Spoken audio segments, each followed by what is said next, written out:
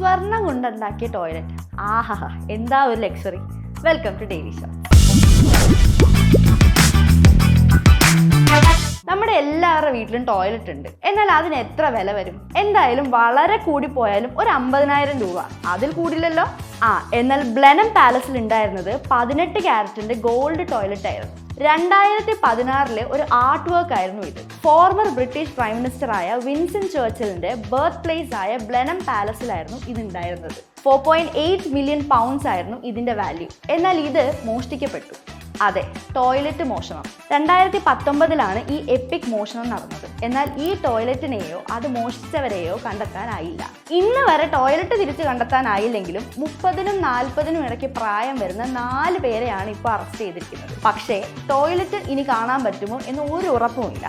ഇത്രയും വർഷങ്ങൾക്കിടയിൽ അത് പല രൂപത്തിലും ഭാവത്തിലും പല ഇടങ്ങളിൽ എത്തിയിട്ടുണ്ടാവും.